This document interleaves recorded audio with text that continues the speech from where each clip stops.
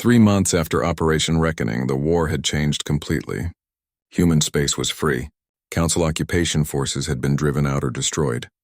But Fleet Admiral Dae-Ho Kim stood on the bridge of the Indomitable, humanity's first true battleship, and stared at a tactical display showing Council territory. Thousands of worlds, millions of ships being rebuilt and reorganized. The Council was wounded but far from defeated, and they were preparing to return. "We cannot wait for them to attack again," Kim said to his command staff. "Every day we delay, they grow stronger. Every week gives them time to rebuild their fleets. We must take the war to them before they bring it back to us." Admiral Choi disagreed. She commanded the human fleet now, promoted after her success leading the secret armada. "We barely have enough ships to defend our own space. How can we invade Council territory? They have thousands of worlds. We have 12. "Numbers do not win wars," Kim replied. "Strategy wins wars. Will wins wars. The Council has numbers, but they have never faced an enemy like us. They conquered 23 civilizations using the same tactics. We need to show them something they have never seen. We need to prove they can be beaten." The debate lasted for hours. Finally, they agreed on a plan. Not invasion, not occupation, surgical strikes against military targets throughout Council space. Hit and run attacks that would keep the Council off balance. Meanwhile, humanity would reach out to the species the Council had subjugated. Show them the truth. Encourage rebellion. Turn the Council's empire against itself. Ambassador Jiwoo Choi took on this mission. She was no longer the naive diplomat who signed the Covenant of Unity. 3 years of occupation had hardened her. She had seen what the Council truly was. Now she would make sure everyone else saw it too. She traveled to subjugated worlds in secret, meeting with resistance groups and oppressed populations. She brought evidence of Council crimes. She told them about New Sol and the 23 extinct civilizations. She offered them hope. On the Chithrak's homeworld, she met with workers in the hive factories who had never known freedom. She showed them recordings of the Council's atrocities. "You do not have to serve them," she said through translators. "You can be free. Humanity will help you." The Chithraks had never considered rebellion. Their entire species was built around obedience and hierarchy, but the evidence was overwhelming. The Council had lied to them for centuries. They were not partners in a great federation. They were slaves. The anger spread through the hive mind like fire. Within weeks, Chithrak's workers began sabotaging production, small acts at first, then larger ones. The Council's industrial output began to drop.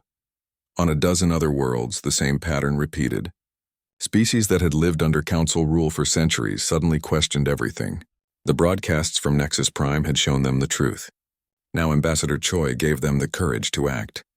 Rebellion sparked across Council space. Not organized at first, just spontaneous acts of defiance. But they grew. They spread. The Council's empire began to crack. While Ambassador Choi planted seeds of rebellion, the human fleet went to war. Fleet Captain Yoonji Choi led carrier groups deep into Council territory. The carriers were new, built in the months after Operation Reckoning. They carried small fighter craft, another technology the Council had abandoned centuries ago as obsolete. But human pilots made those fighters deadly. The Council relied on large warships controlled by AI. Human fighters were small, fast, and piloted by humans making split-second decisions. They swarmed Council ships like insects, overwhelming point defense systems and striking at vulnerable points. A fighter wing destroyed a Council battleship above the world of Tarshek by focusing fire on its power core. The massive ship broke apart, killing thousands of Council crew. The message spread through Council space. Humanity could strike anywhere. Intelligence officer Bo-Ra Shin ran a different kind of war. She was 31 years old and had been a psychologist before the occupation. Now she used her understanding of behavior and culture to break the Council's will to fight. She coordinated broadcasts across Council networks, music, art, stories, everything the Council had tried to suppress. The Council had told their citizens that humans were primitive and barbaric. Now those citizens saw human culture directly. They heard human music and found it beautiful. They read human literature and found it moving. They learned about human history, about how humans had struggled and fought and survived for thousands of years. The propaganda campaign was devastating. How could humans be primitive when their art was so sophisticated? How could they be barbaric when their philosophy was so profound? The Council tried to shut down the broadcasts, but June's virus made it impossible. Every time they blocked one channel, 10 more appeared. The human resistance had become expert at cyber warfare. They owned council networks now. Every council citizen saw the truth whether their government wanted them to or not. Dr. Park remained deep undercover, now working on the Luminar homeworld. The Luminar were the most logical of council species, driven by mathematics and pure reason. She made contact with Luminar scientists who were horrified by what their government had done. They had believed the council represented order and progress. The evidence of genocide contradicted everything they valued. Dr. Park helped them understand. Your government betrayed your principles. They claimed to represent logic and reason, but they practiced cruelty and oppression. True logic demands truth. True reason demands justice. She provided them with irrefutable evidence of council crimes. Mathematics could not lie. Data could not be denied. The Luminar scientists began to turn against their own government. The council tried to mount a counteroffensive. They assembled reserve fleets from across their territory. 3,000 warships, the largest military force in galactic history. Their target was Earth. Destroy humanity's homeworld and the rebellion would collapse. They jumped into human space expecting an easy victory. They found hell waiting for them. Admiral Kim had anticipated this move. He could not match the council's numbers, but he could choose the battlefield. The human fleet waited in the asteroid belt, hidden among millions of rocks. As the council fleet advanced, they triggered the trap. Kinetic mines, simple explosives attached to asteroids detonated throughout the council formation. Rocks moving at orbital velocity tore through shields and hull plating. Ships collided with debris. Formations broke apart in chaos. The human fleet emerged from hiding and struck, not in formation but in small groups using guerrilla tactics. They hit weak points, destroyed isolated ships, and vanished back into the asteroids before the council could respond. The battle lasted 18 hours. When it ended, the council fleet was shattered. Over 2,000 ships destroyed. The survivors fled in disorder. The Battle of the Belt became legendary. Humanity defeated a force 10 times larger using nothing but creativity and determination. The council had superior technology and numbers. Humans had something better. They had imagination. They had adaptability. They had the will to win no matter the cost. News of the victory spread across the galaxy. Species that had feared the council for centuries saw them bleed, saw them lose, saw them run. The rebellions intensified. On 40 worlds, subjugated populations rose up against their council governors. The empire that had stood for 3,000 years began to collapse. But the war was not over. The council still held thousands of worlds. They still had millions of troops. And they still controlled Nexus Prime, despite humanity's brief capture of the station. Council reinforcements had retaken it within days of Operation Reckoning. As long as Nexus Prime stood, the Council could coordinate their remaining forces. Fleet Admiral Kim studied the tactical display in his ready room. Reports came in from across the galaxy. Human forces were winning individual battles, but they were stretched thin. Ambassador Choi's diplomatic efforts were succeeding, but rebellions needed support. The human fleet was exhausted after months of constant combat. They needed to end this war before they ran out of resources. There was only one way to do that. Return to Nexus Prime. Capture the station permanently this time. Cut off the head of the snake. It would be the largest military operation in human history. Thousands of ships, hundreds of thousands of troops, and the Council would defend the station with everything they had left. Kim called a meeting of all human commanders. Fleet Captain Choi attended in person. Ambassador Choi joined by video link. Commander Yoon was there, promoted to general after her success on Nexus Prime.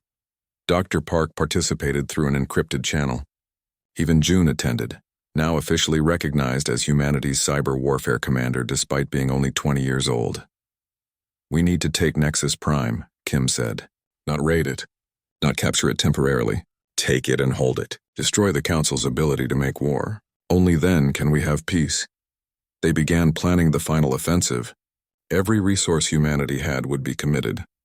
Every ship, every soldier, every weapon. This would be the decisive battle. Either humanity would win completely, or they would lose everything. There was no middle ground. As the meeting concluded, Dr. Park spoke from her secret location. I can help. I have access to the station's systems. When you attack, I can sabotage their defenses from inside. But it is risky.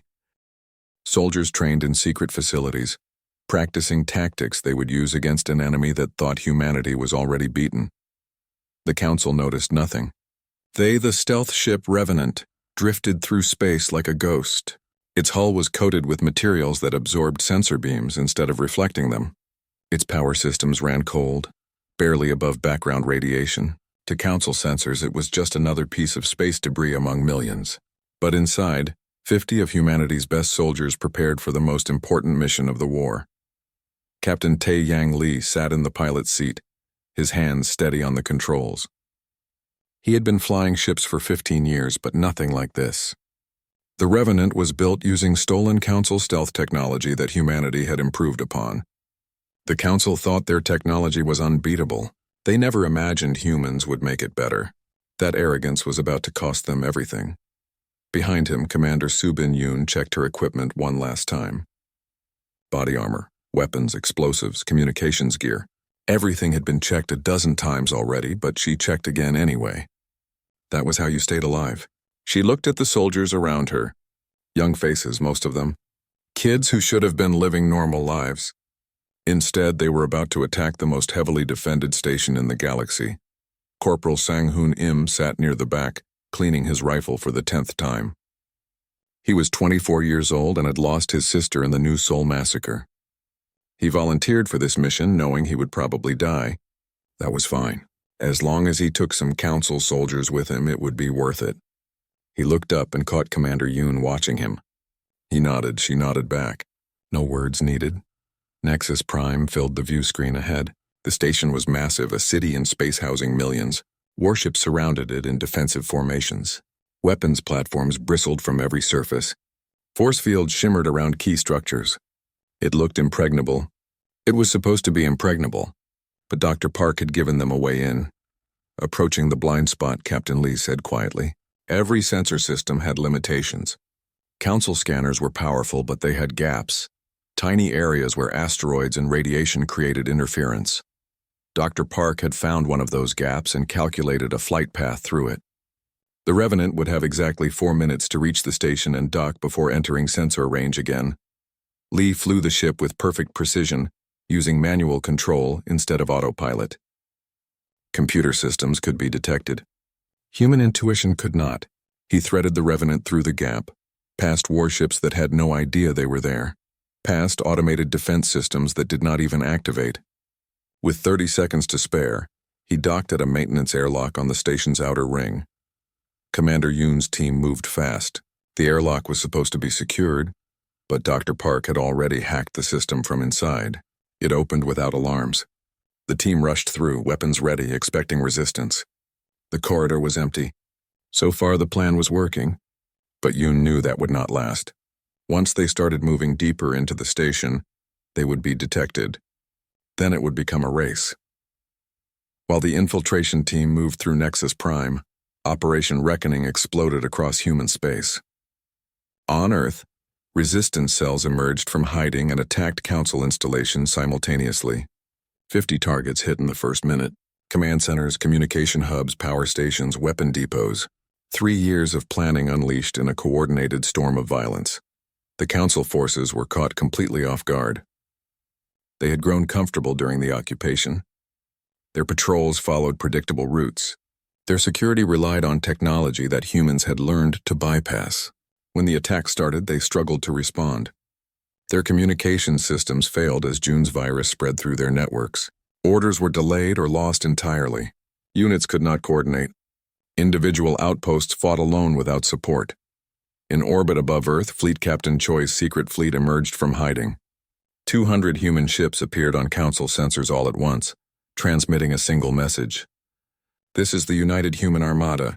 Leave our space or be destroyed. The Council's orbital fleet moved to engage. They outnumbered the humans 3-1. They had better shields, more powerful weapons, and centuries of combat experience. Victory should have been certain, but the battle went wrong from the first minute. Human ships did not fight like Council vessels. Council tactics relied on formation fighting, with ships supporting each other and AI systems coordinating their fire. Human ships broke formation immediately, scattering and attacking from unpredictable angles. Human pilots flew manually, making split-second decisions that no computer could predict. Council targeting systems struggled to track them. The human weapons were equally unexpected. Railguns and missile launchers instead of energy beams. Solid projectiles that punched through Council shields designed to stop lasers and plasma. A Council destroyer died in the first exchange, its hull torn open by tungsten rounds moving at a fraction of light speed. Then another. Then 3 more. The Council fleet began to pull back, confused and bloodied by an enemy that was supposed to be primitive. Similar battles erupted across all 12 human colonies. Resistance fighters struck at Council occupation forces while human ships engaged enemy fleets in orbit. The Council tried to coordinate their response, but June's virus made it almost impossible. Communications were delayed. Sensor data was corrupted. Automated systems glitched at critical moments. The Council military machine, so effective for 3,000 years, began to fall apart. Inside Nexus Prime, Commander Yoon's team fought through the station's corridors. The initial surprise was over. Council security forces were responding now. But they were responding to an enemy they did not understand. Council soldiers were trained for energy weapon combat at medium range. Humans used close-quarters tactics that the Council found barbaric. Shotguns and submachine guns in narrow corridors. Grenades and breaching charges. Hand-to-hand combat when ammunition ran low. Corporal Im kicked open a door and found himself face-to-face with 3 Vasktar soldiers. They were faster than him, stronger than him, and their armor was better. But he had surprise and desperation. He fired his shotgun twice, dropped it, and pulled his knife. The fight lasted 10 seconds. When it was over, all 3 Vasktar were dead, and Im had a wound across his ribs that would leave a scar if he survived. He did not care. He kept moving. The team reached the central control chamber after 40 minutes of fighting. The doors were sealed and reinforced. Commander Yoon placed breaching charges while her soldiers set up defensive positions. They had minutes, maybe seconds, before Council reinforcements arrived in overwhelming numbers. The charges detonated. The doors blew inward. The team rushed through into a circular chamber filled with computer systems and holographic displays. Council Admiral Thexorin stood in the center, a Vasktar commander who had personally ordered the New Sol massacre. He reached for his weapon, but Corporal Im shot it out of his hand. Other Council officers tried to resist and died. Within seconds, the chamber was secured. Commander Yoon walked up to Admiral Thexorin and put her rifle against his head. "You killed 3 million of my people," she said quietly. "Give me one reason I should not kill you right now." "Because we need him alive," Captain Lee said from the doorway. He had stayed with the Revenant, but now he was here carrying a communications pack. "General Kim's orders. The galaxy needs to see this." They forced Admiral Thexorin to sit while they activated the station's communication array. Within minutes, they were broadcasting across the entire galaxy. Every Council world, every subjugated species, everyone would see this. Commander Yoon stood behind the Vasktar Admiral with her rifle pointed at his head. Captain Lee operated the cameras. "My name is Commander Subin Yoon of the Human Resistance. This is Admiral Thexorin of the Galactic Council. 3 years ago, he ordered the bombardment of New Sol, killing 3 million civilians. Today, humanity holds him accountable." She forced the Admiral to speak, to admit his crimes, to reveal the Council's true nature. The broadcast showed evidence of every atrocity. Footage of the New Sol massacre, records of 23 extinct civilizations, proof that the Council's protection was a lie designed to enslave species. The galaxy watched in horror as the truth emerged. At the same moment, June's virus reached full activation. Council military networks across the galaxy began to fail. Not catastrophically, but enough to create chaos. Ships lost communications. Weapon systems malfunctioned. Defensive platforms went offline. The Council military, so powerful and coordinated, became a confused mob. General Kim watched from his command center on Earth. Reports flooded in from every human world. The operation was succeeding beyond expectations. Council forces were retreating everywhere. Human casualties were high but acceptable. They were winning. After 3 years of occupation and 3 million dead, humanity was finally striking back. But Kim knew this was only the beginning. The Council was vast, thousands of worlds, millions of ships. They would recover from this surprise and return with overwhelming force. Operation Reckoning had freed human space, but the war was far from over. The real battle was just starting. Commander Yoon's voice came through his comm.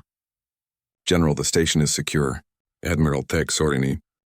6 months after the New Sol massacre, Earth looked like a planet that had given up.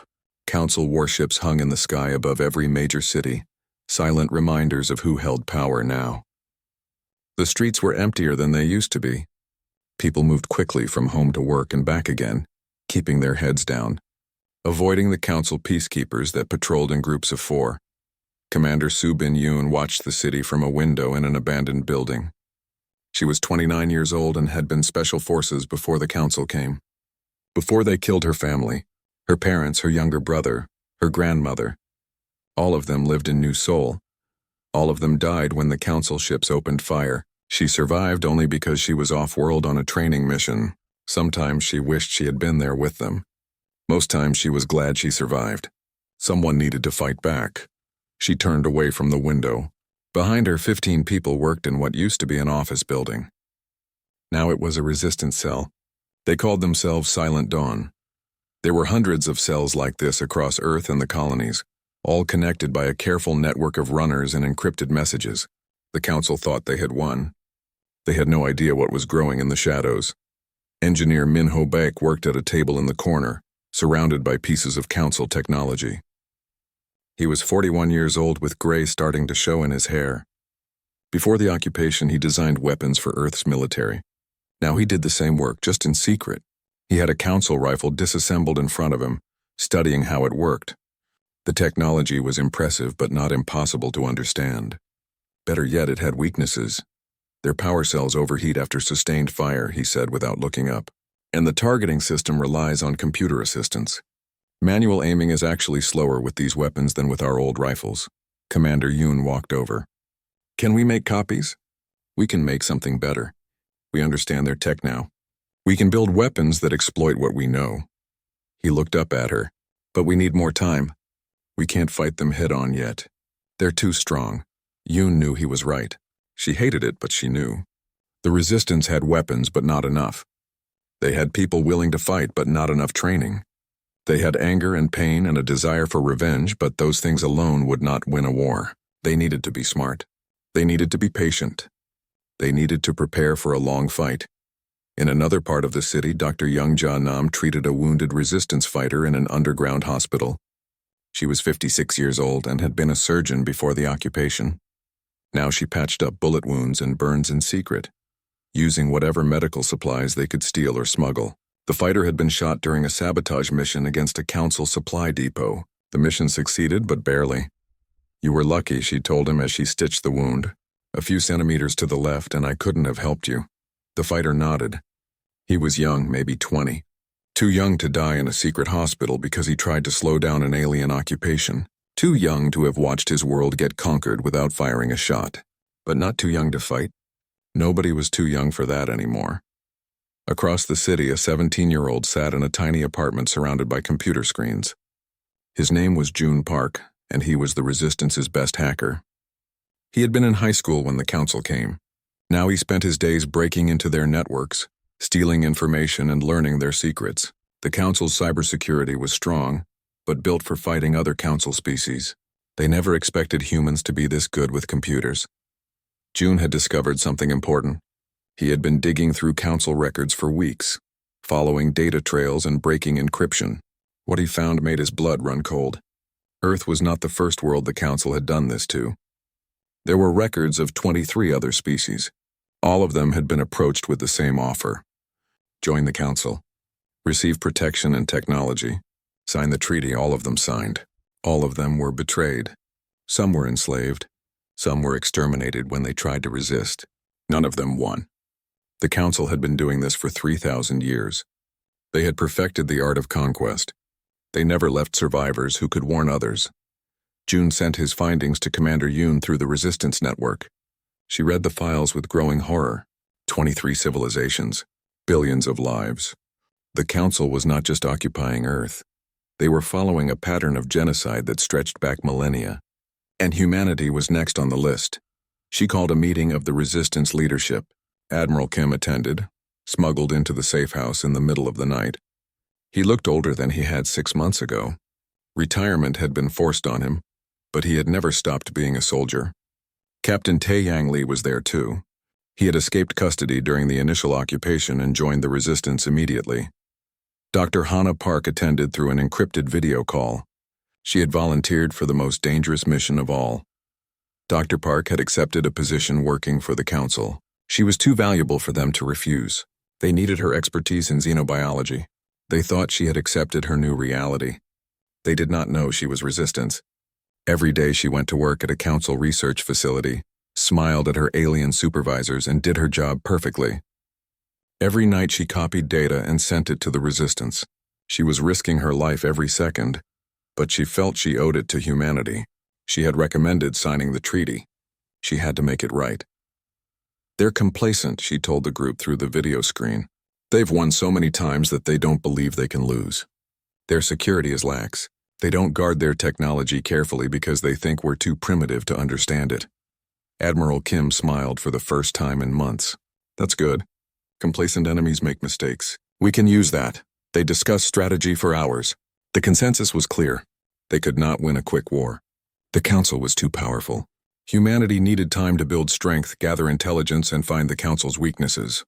They needed to preserve human culture and knowledge in case the worst happened. They needed to build a secret military force that could strike when the time was right. Commander Yoon would lead ground operations, coordinating resistance cells across all human worlds. Engineer Beck would work on weapons development. Dr. Nam would document Council war crimes and tend to the wounded. June would continue hacking Council networks. Captain Lee would work on a secret project, something that might change everything if they could pull it off. Admiral Kim would coordinate everything. He was too well known to move freely, but he could lead from the shadows. He had been a soldier for 40 years. He knew how to fight when you were outnumbered and outgunned. He had studied Earth's history. He knew that occupations failed when the occupied population refused to surrender. The Council could control human space, but they could not control the human spirit. Months passed.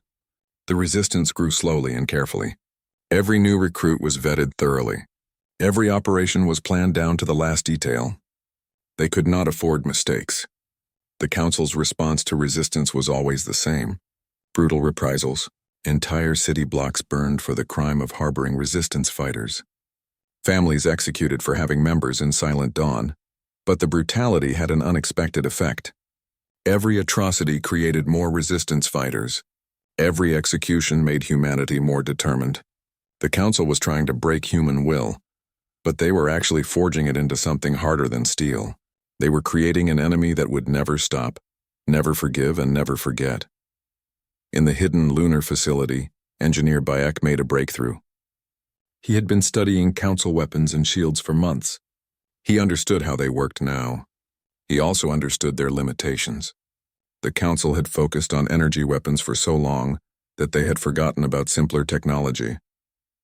Kinetic weapons, bullets and missiles and railguns, old-fashioned ballistic weapons that humans had been using for centuries. The Council's shields were designed to stop energy beams. They were not designed for high-velocity metal moving at near light speed. Humanity's most primitive weapons were the Council's greatest weakness. Commander Yoon smiled when she heard the news. Maybe there was hope after all. 2 years into the occupation, humanity had learned to wear two faces. On the surface, they appeared beaten. They went to work in Council-controlled factories. They followed Council laws. They kept their heads down and their mouths shut. But underneath, in hidden bases and secret facilities scattered across 12 worlds, a different humanity was preparing for war. General Dae-ho Kim stood in a command center buried 3 kilometers beneath Earth's surface. The title was unofficial. The Council thought he was a retired old man living quietly in the countryside. They had no idea he commanded every resistance cell in human space. The room around him buzzed with activity. Screens showed data from hundreds of sources. Communications officers relayed messages between resistance cells. Intelligence analysts studied Council movements and patterns. Dr. Hannah Park appeared on the main screen, transmitting from a Council research station orbiting Jupiter. She looked tired. Working undercover for 2 years had aged her. Every day she risked exposure. Every night she struggled with guilt over recommending the treaty that had enslaved her species. But she kept going because the intelligence she provided was priceless. "The Council is planning something," she said, her voice low. I've seen increased military communications. They're moving fleets into position around the outer colonies. I think they're preparing for the next phase. The next phase? Kim asked. Consolidation. They've occupied us. Now they'll start the real work. Forced labor, population transfers, cultural elimination. They want to break us completely before we can organize real resistance. She paused. They don't know it's already too late for that. Kim nodded. The Council's greatest mistake was thinking they understood humanity. They had conquered 23 other species using the same playbook. But those species had been unified, with single governments and shared cultures. Humanity was different. Humans had spent thousands of years fighting each other, learning from every conflict, adapting to every enemy.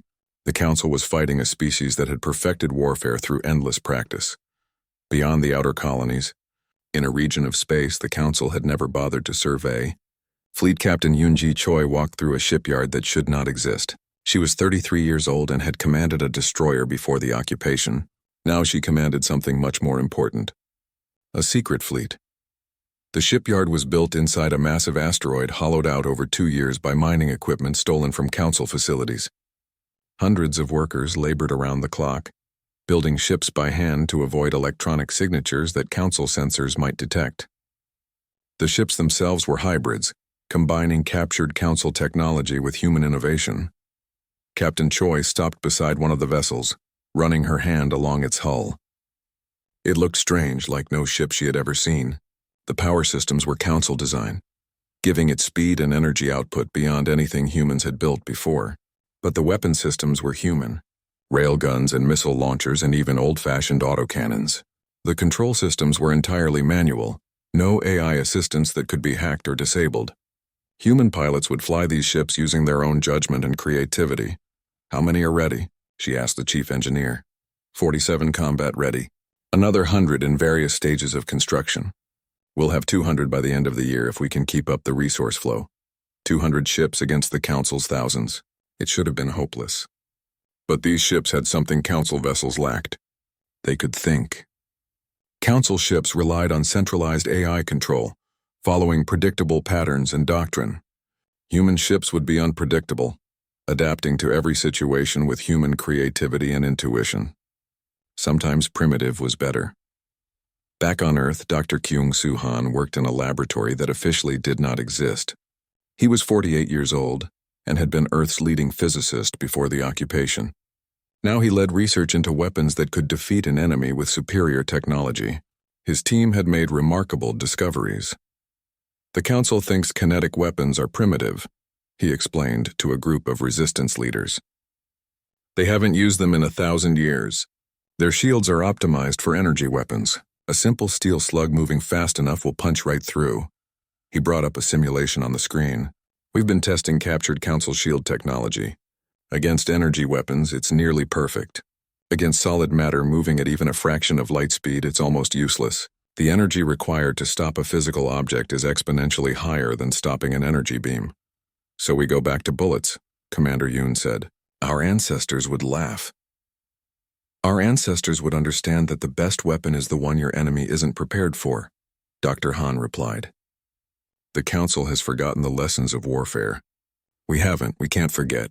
We've been fighting each other for our entire history. The research went beyond weapons. Dr. Han's team studied Council psychology. Each species had weaknesses. The Vasktar were arrogant, believing themselves superior to all others. They would underestimate opponents and make mistakes. The Chithraks were hive-minded, operating through centralized control. Cut off their command structure and they would panic. The Luminar were purely logical, following mathematical models of warfare. Introduce chaos and unpredictability, and they would struggle to adapt. June Park, now 19 years old, had become the Resistance's master of cyber warfare. He had spent 2 years inside Council networks, learning their systems from the inside. He understood their architecture now. More importantly, he understood their weaknesses. The Council's networks were powerful but rigid. They were designed for efficiency, not security. They assumed no enemy could match their technology. June had built something special, a virus that could spread through Council military networks. It would not destroy the systems. That would be too obvious. Instead, it would inject tiny delays into communications, create small errors in targeting calculations, introduce subtle glitches into automated systems.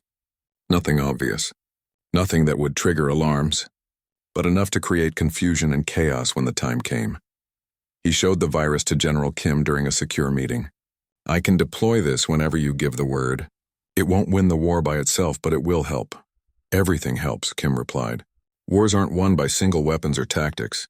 They're won by combining every advantage, no matter how small." Dr. Nam continued her work documenting council atrocities.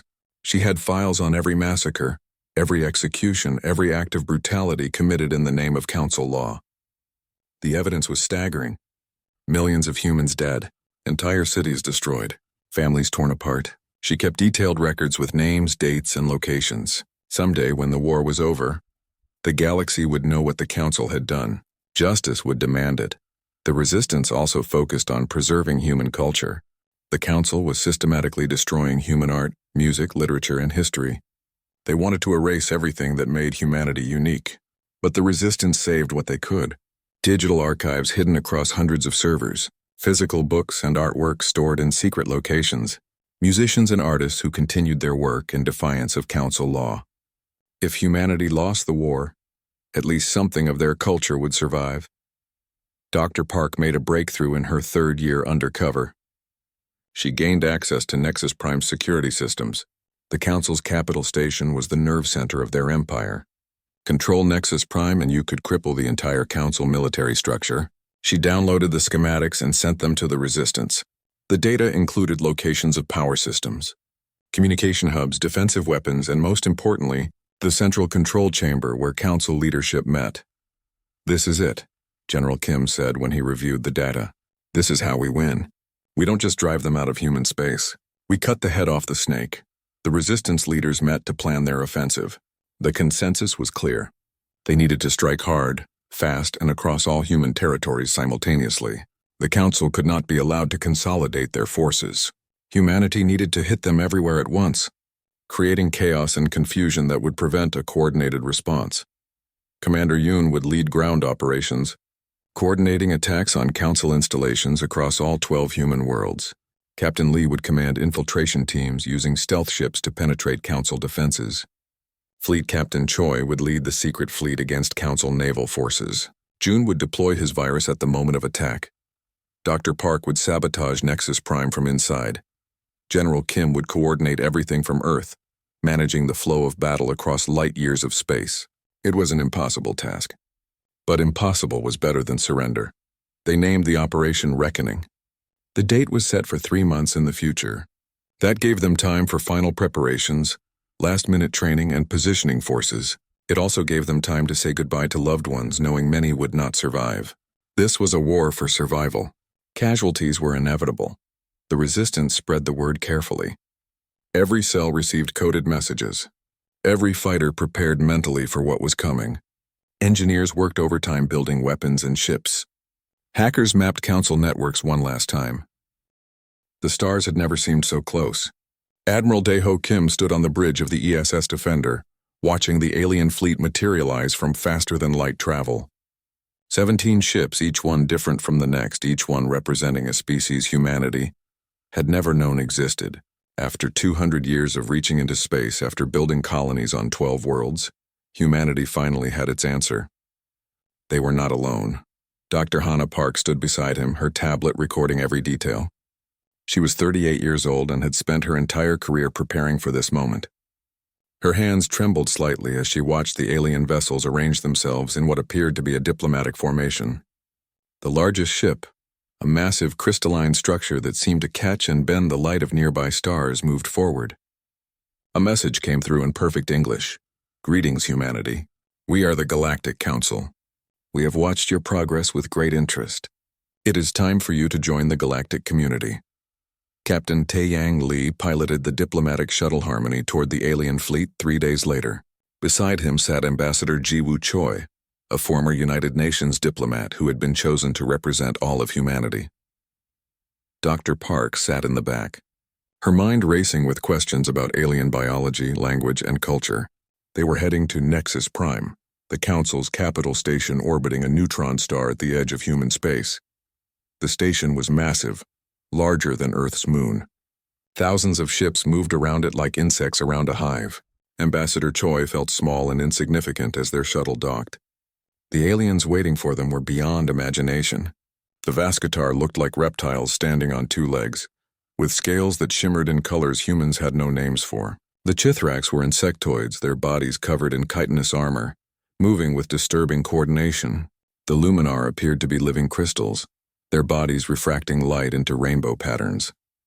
The Council's representatives were polite and welcoming. They showed humanity wonders beyond dreams, technology that could cure any disease, ships that could cross the galaxy in days, energy sources that would make fossil fuels obsolete. All of this could belong to humanity, they said. All humanity had to do was sign the Covenant of Unity. Ambassador Choi read the treaty carefully. It seemed straightforward. Humanity would join the Council as junior members. They would receive technology and protection. In exchange, they would follow Council law and allow Council oversight of their military forces. It seemed like a fair deal. Earth's government was divided, arguing for weeks about the decision. Some wanted to sign immediately, others urged caution. Admiral Kim was one of those who urged caution. He had fought in the Mars Rebellion 20 years ago, when the outer colonies tried to break away from Earth. He knew what happened when one power had too much control over another. He read the treaty and found the language strange in places, as if something was hidden in the translation. He warned the government to wait, to study the Council more carefully to understand what they were truly offering. But Earth was desperate. Resources were running low. The colonies were growing unstable again. Climate change still threatened the homeworld despite 2 centuries of effort. The promise of alien technology was too tempting to resist. 6 weeks after first contact, Ambassador Choi signed the Covenant of Unity on behalf of all humanity. Dr. Park stood beside her, smiling. They believed they had secured humanity's future. They were wrong. The first Council ships arrived at Earth within a week. They were not traders or teachers. They were military vessels. The Council called them peacekeepers. They took up positions around Earth and every human colony. When Earth's government asked why, the Council cited Section 47 of the Covenant. The Protection Clause, the one that said Council forces would maintain security in human space, the one that nobody had understood meant occupation. Then came the technology transfer. Humanity received computers, communication systems, and power generators. All of it was impressive. All of it was also obsolete by Council standards, as Dr. Park discovered when she examined the systems carefully. The real advanced technology stayed with the Council. Worse, the systems they gave humanity had backdoors built in. The Council could shut down human communications anytime they wanted. The taxation began in the 3rd week. Council officials arrived at human colonies and demanded resources. Mining operations, manufacturing facilities, agricultural output, all of it now belonged to the Council according to the treaty. The legal language that had seemed strange to Admiral Kim became clear. The word protection in Council language meant ownership. The word guidance meant control. The word partnership meant servitude. Colony Director Hyunwoo Kang governed New Seoul, a thriving world with 3 million people. When Council officials demanded he hand over the colony's mining operations, he refused. He sent a message to Earth asking for support. He sent a message to the Council demanding they respect human sovereignty. He was a proud man who had built New Seoul from nothing over 20 years. The Council's response came from orbit. 5 warships surrounded the planet. They gave Director Kang 1 hour to comply. He used that hour to evacuate as many people as he could to underground shelters. It was not enough. When the hour ended, the Council ships opened fire. Energy beams struck the planet's surface, targeting cities and industrial centers. The bombardment lasted 17 minutes. 3 million people died. New Seoul's cities were reduced to melted glass and ash. The few survivors huddled in shelters, surrounded by the bodies of those who did not make it underground in time. The Council broadcast a message to every human world. This is what happens to those who break the Covenant. Obey or die. Earth's government was paralyzed. Half wanted to fight, half wanted to surrender completely. While they argued, the Council moved forward with their plans. Council governors were installed on every human world. Human military forces were ordered to disarm. Human ships were grounded. The communication systems with their hidden backdoors activated, cutting Earth off from its colonies. Humanity was divided and conquered without firing a shot in defense. Admiral Kim watched from Earth, forced into retirement but not yet arrested. He knew what was happening. He had seen it before in Earth's history. This was not first contact. This was not partnership. This was invasion disguised as diplomacy. The Council had done this before, he was certain. They had perfected the art of conquest through treaties and legal language, but the Council had made one mistake. They thought humanity would accept subjugation quietly. They thought 3 million dead would break humanity's spirit. They did not understand the species they had decided to conquer. They did not know that humans remembered their dead. They did not know that humanity's greatest strength came not from technology or weapons, but from something the Council had never encountered in 3,000 years of dominance. Humanity never forgave. And humanity never forgot.